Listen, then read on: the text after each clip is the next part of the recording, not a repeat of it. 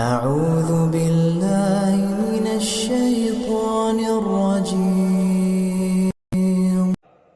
تو یہ سارے انتظامات جو کیے جا رہے ہیں کہ کہیں کنگرے گر رہے ہیں اور روشنی آتی ہے تو روشنی سے سیدھا قصور شام کے محل دکھائے جاتے ہیں، کیونکہ میرے مدنی کی ابتدا مکہ سے تھی، مہجر مدینہ تھا اور انتہا شام تھی، کیونکہ حضور صلی اللہ علیہ وسلم کو معراج کہاں سے ہوا، حضور صلی اللہ علیہ وسلم کا اسراء کہاں سے ہوا، مکہ سے شام بیت المقدس، اور یوم محشر کہاں قائم ہوگا، شام بیت المقدس، تو لہذا ابتدا تھی اور یہاں سے نور کے ساتھ آپ کا انتہا بھی دکھا دی گئی کہ مدنی کا مولد مکہ ہوگا اور مہجر جو ہے وہ طیبہ ہوگا اور منتہا جو ہے وہ شام ہوگا، بیت المقدس ہوگا۔ اچھا، اور خدا کی شان دیکھیں، عیسیٰ ابن مریم بھی تصدیق کے لیے کہاں اتریں گے، وہی شام۔ تو اب جناب بی بی آمنہ فرماتی ہیں کہ حضور صلی اللہ علیہ وسلم سرکار دو عالم، رحمت دو جہاں، سرکار مدینہ صلی اللہ علیہ وسلم جب پیدا ہوئے تو فرماتی ہیں یہ تمام دنیا کے بچوں سے ایک علیحدی وضع پہ پیدا ہوئے کہ باقاعدہ مورخین نے لکھا ہے کہ آپ جب پیدا ہوئے تو آپ کے دونوں ہاتھ زمین پہ تھے اور ایسے محسوس ہوتا تھا کہ سجدہ کر رہے ہیں اپنے اللہ کو، اور اس کے بعد ایسے انگلی اٹھائی اور آسمانوں کی طرف دیکھا۔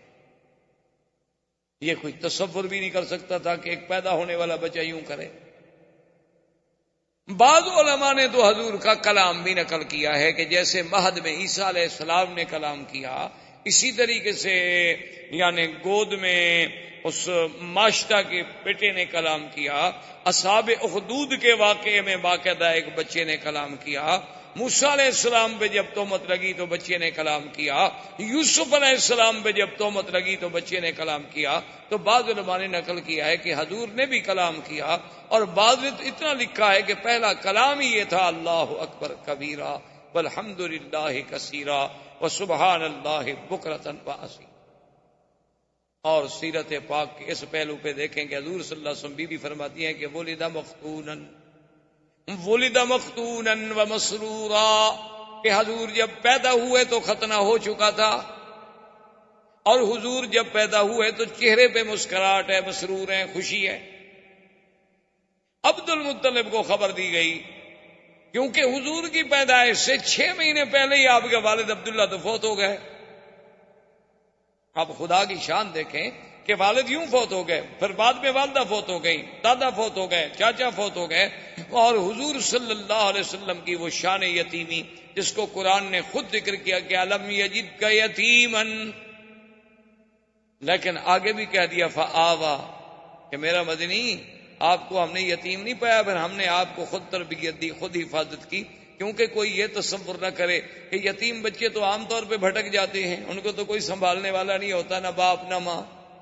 جن کے ماں باپ ہیں وہ تو کنٹرول کرتے ہیں نا بچے کو، کیا پڑھ رہا ہے، کہاں جاتا ہے، کہاں سوتا ہے، کون دوست ہیں، لیکن جو یتیم ہے اس کا کون فکر کرے؟ اللہ نے فرمایا نہ میرے مدنی کو ایسا یتیم نہ سمجھنا، اس کا تو میں خود انتظام کرنے والا ہوں، اور میں والدین کو بھی اٹھا رہا ہوں تاکہ اگر کل کو کوئی بچہ قابل ہو تو لوگ کہتے ہیں نا جی ایسے بہرحال کیوں ایسے قابل نہ ہوتا، دیکھو کس باپ کا بیٹا ہے، تو لوگ اس کی قابلیت کو باپ کی طرف نسبت کرتے ہیں، شاگرد کی لیاقت کو کہتے ہیں جی ٹھیک ہے ماشاءاللہ یہ ڈاکٹر صاحب بڑے لائق ہیں، لیکن انہوں نے کس استاد سے پڑھا ہے، استاد بھی تو دیکھو نا۔ اللہ نے فرمایا میرا مدنی نہ میں آپ کا باپ رکھوں گا، نہ دادا، نہ استاد، نہ مدرسہ، تاکہ تیرے کمالات کی نسبت صرف تیرے رب کے ساتھ ہو اور کسی کے ساتھ، اور کسی سے نسبت کی ہی نہ جا سکے، کوئی یہ نہ کہے کہ جی باپ کی تربیت نے ان کو بنا دیا۔ اس لیے حضور فرماتے تھے کہ ادبنی ربی فاحسن تادیبی، کہ مجھے ادب جو سکھایا میرے رب نے سکھایا، میری تربیت میرے رب نے کی ہے، تو وہ کیسا ادب تھا کہ آپ حیران ہوں گے کہ پیدا ہونے کے بعد بھی جنہوں نے بائیں پستان سے کبھی دودھ پینا گوارا نہیں کیا، کہ میں نبی ہوں، میرا کام دائیں سے پینا ہے، دائیں ہاتھ سے پینا ہے، دائیں چیز کو پسند کرنا ہے، میں یسار کو کیوں پسند کروں؟ اندازہ کریں سرکار دو عالم صلی اللہ علیہ وسلم کی تربیت کا۔ اچھا، عبد المطلب کو اطلاع ملی کہ آپ کے گھر میں بیٹا ہوا۔ عبد المطلب اس وقت کعبۃ اللہ میں بیٹھے تھے، جب ان کو اطلاع ملی کہ آپ کے گھر میں عبداللہ کے گھر میں بیٹا پیدا ہوا ہے اور ولد مختونا و مسرورا، اور یہ پہلا خوش نصیب بیٹا ہے کہ جو مختون ہے، ختنہ بھی ہو چکا ہے، اور جو سرہ ہے وہ بھی خود بخود کٹی ہوئی ہے، اس کو بھی کاٹنے کی ضرورت نہیں پڑی۔ حیران ہو گئے، ان کا اچھا، تو جلدی جلدی دوڑے آئے اور اپنے بٹے کو اٹھایا، اور پتہ ہے، اور بی بی بھی کہتی ہے اللہ اکبر۔ اب حالانکہ دیکھیں کہ اس وقت نہ توحید ہے نہ دین ہے، لیکن بی بی آمنہ کہتی ہے کہ حضور کے پیدا ہونے کے بعد جو پہلا لفظ میں نے کہا نا حضور کے لیے، جو پہلا کلمہ میرے منہ سے نکلا، اور وہ کیوں نکلا، وہ فرماتی ہیں کہ میں ابھی حضور میرے پیٹ مبارک میں تھے کہ میں یہ سن چکی تھی آواز کہ جب بچہ پیدا ہو یوں کہنا، اعیذک باللہ الواحد من کل حاسد، کہ میں تمہیں اس اللہ واحد کی پناہ میں دیتی ہوں ہر حسد کرنے والے سے۔ یعنی پہلا کلمہ جو ہے وہ بھی اللہ سے پناہ پکڑے، اور حضور صلی اللہ علیہ وسلم کو اللہ کی حفاظت میں دے رہی۔ عبد المطلب نے جو اٹھایا حضور صلی اللہ علیہ وسلم کو اپنے ہاتھوں پہ، تو فوراً کعبۃ اللہ کے اندر لے گئے۔ عبد المطلب لے کے آئے اور سب سے پہلے کعبے کے اندر لے گئے، اور کعبے کے اندر جا کے اللہ تبارک و تعالیٰ سے دعا کی کہ مولا میرا بیٹا عبداللہ تو فوت ہو گیا ہے، لیکن اتنے جو تو نے شان والا بچہ مجھے عطا فرمایا ہے تو اس کی حفاظت فرما، اس سے دنیا کے ہر شر سے، دنیا کے ہر حسد سے، دنیا کے ہر عناد سے محفوظ فرما، اور اس کو عظمتیں عطا فرما۔ کعبۃ اللہ کے اندر دعا کر کے واپس آئے، اور آ کے بی بی آمنہ سے کہا کہ خیال رکھنا، اس کا چہرہ مجھے بتا رہا ہے کہ ان ابنی ھذا لشان، اس میرے بیٹے میں کوئی بات ضرور ہونی ہے، یہ ہے کوئی شان والا بچہ۔ اور اسمیہ محمدہ، میں آپ کا نام محمد تجویز کرتا ہوں۔ اور سرزمین عرب میں یہ رواج تھا کہ جب بچہ پیدا ہوتا تھا تو وہ خود دودھ نہیں پلاتی تھی مائیں، دودھ پلانے کے لیے انہیں دیہاتوں میں بھیجا جاتا تھا، دور بھیجا جاتا تھا شہروں سے، اور انہیں دور رکھا جاتا تھا۔ اس کی وجہ مورخین نے لکھی ہے کہ اصل ایک وجہ تو یہ تھی کہ شہر کی فضا اور جو اور خوراک اتنی صاف نہیں ہوتی جتنی دیہات کی صاف ہوتی۔ دیہات کی فضا بھی قدرتی بات ہے صاف ہوتی ہے، اور ہوا بھی اور غذا بھی۔ اب بھی دیکھ لیں آپ، شہر میں آپ کو وہ نعمت میسر نہیں آ سکتی، جب آپ اپنے علاقوں میں، اپنے وطن میں، دیہات میں جاتے ہوں گے تو عجیب سی بات ہوتی۔ یعنی آپ، مجھے ایک دفعہ میں سفر کر رہا تھا تو ہمارا علاقے کے ساتھ ہی، جسے آپ کہتے ہیں نا سہارا، یا آپ کے ہندوستان میں بھی راجستھان کا جیسے علاقہ ہے، وہ بھی اسی طرح ہمارے ساتھ بھی پاکستان میں راجستھان کے سہارا کا علاقہ ہے، اور وہ ہمارے ڈسٹرکٹ سے قریب ہے۔ تو وہاں کچھ دوستوں نے، انہوں نے کہا کہ حضرت آپ آتے ہیں اور جلسہ، سفر، تقریر، درس، صبح درس، مغرب کو درس، عشاء کو درس، رات کو جلسہ، پھر سفر، تو کم از کم آپ ایک دن 2 دن دیں تاکہ ہم آپ کو یہاں کو ہرن ورن کا شکار کھلائیں، یہ کریں وہ۔ خیر میں نے کہا اب 2 دن والی بات تو ہو نہیں سکتی، ایسا کریں گے چلو کبھی آپ کے ساتھ شکار کیا ہم نے کھیلنے ہیں، تو رات کو آ جائیں گے۔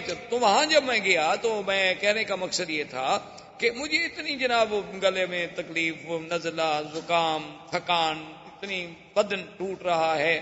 اب وہاں جا کے یاد آیا کہ بھئی وہ اتفاق سے وہ دوائیوں کا بیگ بھی میں نے ساتھ نہیں رکھا، کیا کھاؤں کیا نہ کروں۔ اب صحرا ہے، روئی کا علاقہ ہے، ٹیلوں پہ بیٹھے ہوئے، نہ گھر ہے نہ کچھ ہے۔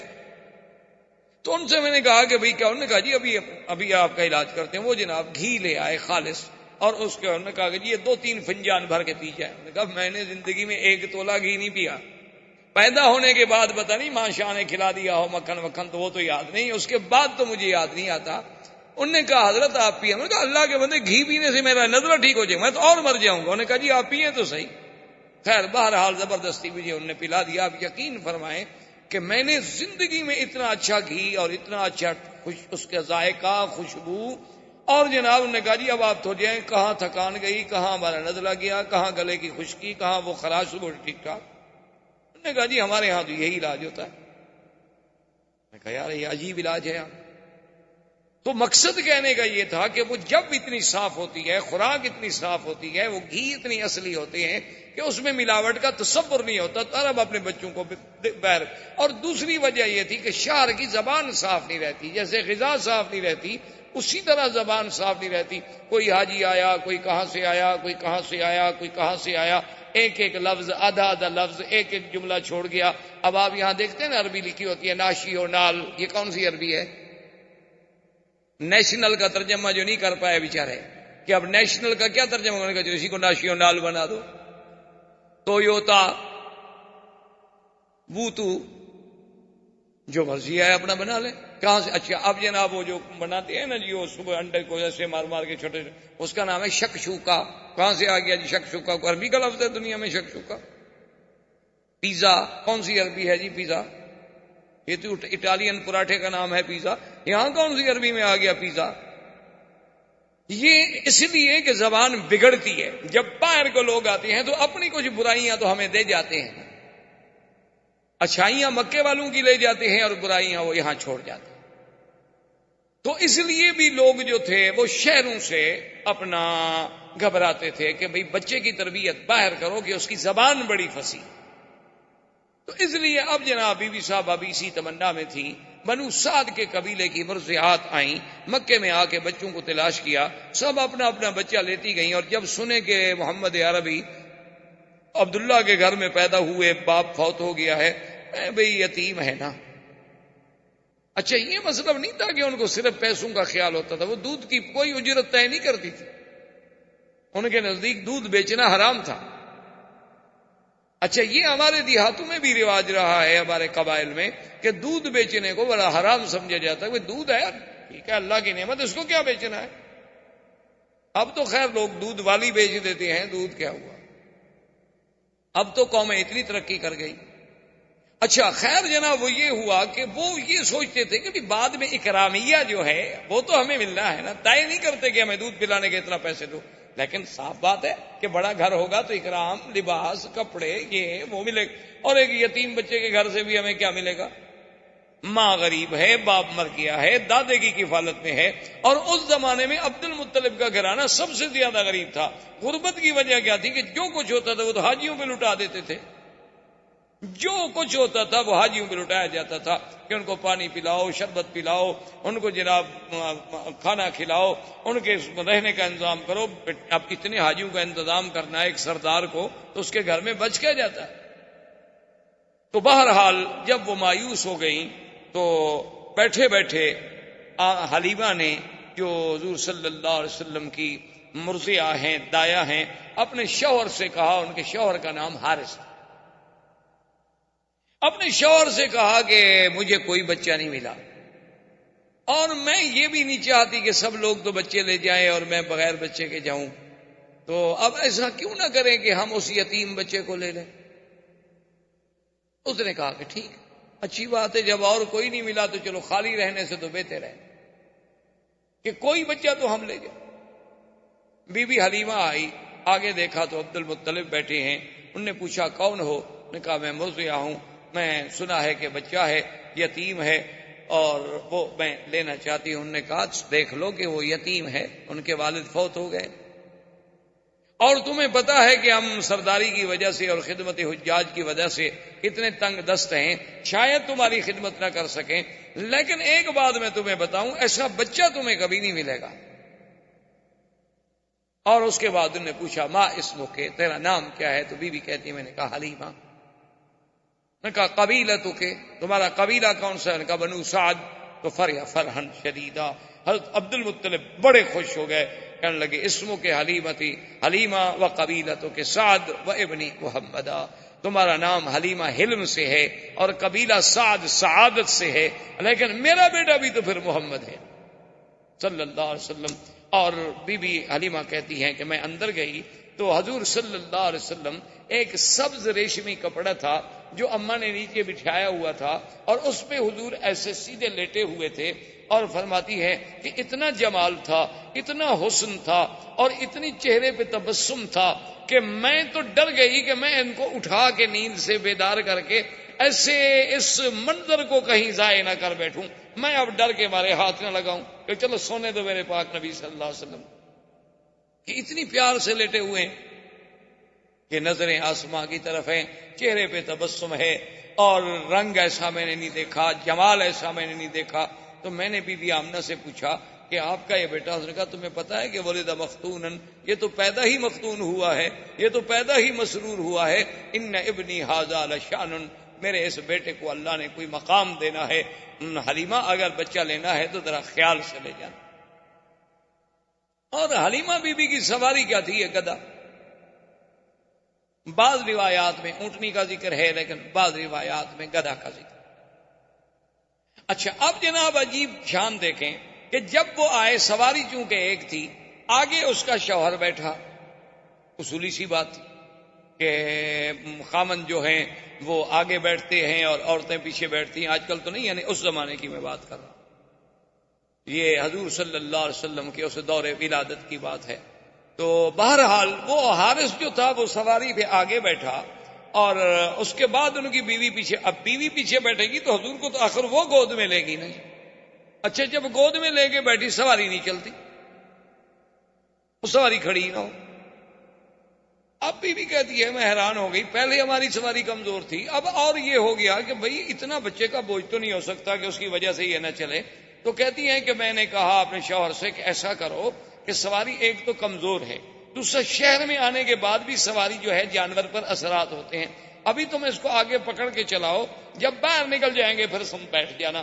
تو جب میرا خاوند اترا، اس نے آگے پکڑا تو چل پڑی، اور جب ہم شہر سے نکل گئے ہم نے پھر سواری کو بٹھا دیا، پھر اسی طرح بیٹھے، پھر وہ رک گئی۔ میں نے کہا کیا بات ہے؟ تو حارث کہنے لگا کہ آمنہ معلوم ہوتا ہے کہ یہ بچہ کوئی ایسے شان والا ہے کہ اس کو اس کا مالک پیچھے نہیں بیٹھنے دیتا، اس کو آگے ہی بٹھانا ہوگا، تو لہذا اس کو میں آگے لے لیتا ہوں، تم پیچھے بیٹھی رہو۔ تو میں نے اپنی گود میں لے لیا۔ تو کہتے ہیں میری سواری جو چلی نا تو ساری بنو سعد کی سواریاں پیچھے رہ گئیں، اور وہ ہمیں پکار رہی ہیں کہ حلیمہ تمہاری سواری کو کیا ہوا؟ میں نے کہا سواری تو وہی ہے، پر سوار بدل گیا۔ سواری تو میری وہی ہے جو آتے ہوئے چل نہیں سکتی تھی، آتے ہوئے کھڑی نہیں ہو سکتی تھی۔ اور پھر بی بی حلیمہ کہتی ہے کہ ہمارے علاقے میں غربت کا یہ عالم تھا، پورا علاقہ برباد تھا، اور میری کہتی ہے کمزوری کا یہ عالم تھا کہ میرا ایک بیٹا تھا، اس کو میں دودھ نہیں پلا سکتی تھی، دودھ والا بیٹا تھا، یعنی رضاعت کے دور میں تھا، لیکن اتنا میرا کم دودھ ہوتا تھا کہ سارا دن میرا بیٹا روتا رہتا تھا۔ بی بی حلیمہ کے بیٹے کا نام عبداللہ تھا، جو حضور کا رضائی بھائی تھا۔ اب دیکھیں، باپ کا نام بھی عبداللہ اور رضائی بھائی کا نام بھی عبداللہ، ماں کا نام آمنہ اور مرضیہ کا نام حلیمہ، یعنی آمنہ امن سے، حلیمہ حلم سے، قبیلہ سعد سے، اور رضاعت والا بھائی بھی عبداللہ۔ یہ سارے اتفاق ہے۔ یہ تو معلوم ہوتا ہے کہ اس خالق کے کائنات نے نظام بنایا کہ جس جس چیز پہ آپ نظر ڈالیں، یعنی عجیب حیرت ہوگی۔ اچھا دیکھیں نا، اگر آپ لفظ دیکھیں اللہ تو کس دوسرے لفظ پہ شد ہے، پہلے لفظ پہ تو شد نہیں ہے نا۔ اور حضور کے نام پہ بھی دیکھیں محمد، وہاں بھی شد دوسرے نام پہ آتی ہے، پہلے نام پہ نہیں آئی، آخر پہ بھی نہیں آئی۔ یعنی یہ سارے اتفاقات ہیں۔ یہ بخت و اتفاق ہے کہ ہاں جی اتفاق ہے، ایسا ہو گیا ہوگا، یہ کیا بات ہے؟ یہ سارے زمین و آسمان کی سٹیجیں جو سجائی جا رہی ہیں، یہ سارے اتفاق نہیں، بلکہ معلوم یہ ہوتا ہے کہ یہ کارخانہ ہستی اللہ تبارک و تعالی نے شاید اسی آنے والی ذات کے لیے پیدا کیا کہ اب جناب بھائی کا نام کیا ہے؟ عبداللہ، اور آپ کی دو بہنیں بھی ہیں رضائی، ایک کا نام تھا شیمہ اور ایک کا نام تھا انیسا یا انیسا۔ تو بی بی حلیمہ کہتی ہے کہ میرا اتنا دودھ بھی نہیں ہوتا تھا کہ میرا بچہ پی لے، وہ بیچارہ روتا رہتا تھا، نیند نہیں آتی تھی بھوک کے مارے، کہ اور تو کوئی رضا کوئی نہیں تھی۔ لیکن کہتی ہے جب میں حضور کو لے کے آئی تو کہتی ہے پہلا دن تھا کہ میرے سینے کے دونوں حصے جو ہے دودھ سے بھر گئے، اور حضور پاک نے بھی پیٹ بھر کے دودھ پیا اور میرے بیٹے نے بھی پیٹ بھر کے دودھ پیا، اور دونوں آرام کرتے رہے کہ اللہ نے میرے بدن میں بھی انقلاب، میرے گھر میں بھی انقلاب، اور میری بکریاں شام کو چرنے گئی، واپس آئیں تو ان کے نت بھرے ہوئے ہیں دودھ سے۔ ایک ہماری بالکل مریل قسم کی اونٹنی تھی جو اٹھ کے نہیں کھڑی ہو سکتی تھی، تو میرا شوہر دوڑا ہوا آیا، اس نے کہا حلیمہ دیکھا وہ اونٹنی کھڑی ہے اور دودھ اترا ہوا ہے، برتن لاؤ میں دودھ لے کے آؤں، چونکہ اونٹنی کا دودھ عرب کو بڑا محبوب تھا۔ تو اللہ تبارک و تعالیٰ نے حضور پاک صلی اللہ علیہ وسلم کی بی بی حلیمہ کے گھر جانے سے وہ ظاہری برکتیں، وہ باطنی برکتیں، وہ معنوی برکتیں، وہ حصی برکتیں، وہ وجودی برکتیں ایسے اظہار ہوئے کہ دنیا دنگ رہ گئی۔ اور پھر بی بی کہتی ہے کہ حضور کے اپنے بدن میں جو بڑھنے کا انداز تھا، یعنی عجیب حیرت کی بات تھی کہ جو بچہ 1 مہینے میں بڑھتا ہے اتنا حضور 1 دن میں بڑھ جاتے تھے۔ یعنی بی بی صاحبہ فرماتی ہیں جب حضور کی عمر 2 سال کی ہوئی ہے تو آپ 6 سال کے نظر آتے تھے، اور حضور صلی اللہ علیہ وسلم نے 4 مہینے کی عمر میں بولنا شروع فرما دیا، اور اتنے فصیح لفظ کہ اب دیکھیں نا، حضرت ابو بکر صدیق خود قریشی ہے، خود اہل مکہ ہیں۔ کبھی کبھی انہوں نے ایک دفعہ حضور صلی اللہ علیہ وسلم سے کہا کہ یا رسول اللہ صلی اللہ علیہ وسلم، مجھے بڑی حیرت ہوتی ہے کہ کبھی آپ ایسا لفظ بولتے ہیں کہ ہم عرب ہیں، کرشی ہیں، لیکن ہمیں بھی سمجھ نہیں آتا اس کا ترجمہ۔ تو حضور نے فرمایا کہ ابو بکر ایسا کیوں نہ ہو، ایسا کیوں نہ ہو، ولدت فی قریش وربیت فی بنو سعد، اللہ نے مجھے قریش میں پیدا کیا اور بنو سعد جیسے قبیلے میں میں نے وہاں تربیت پائی، میں نے وہاں دودھ کا زمانہ گزارا۔ اگر میری زبان فصیح نہیں ہوگی تو پھر کس کی زبان فصیح؟ تو اللہ تبارک و تعالی آپ کو بھی اور مجھے بھی حضور کی سیرت پر عمل کرنے کی توفیق عطا فرمائے۔ زندگی باقی تو بات باقی۔ اللہم صلی علی سیدنا محمد وعلی آل سیدنا محمد کما صلیت علی ابراہیم وعلی آل ابراہیم فی العالمین انک حمید مجید۔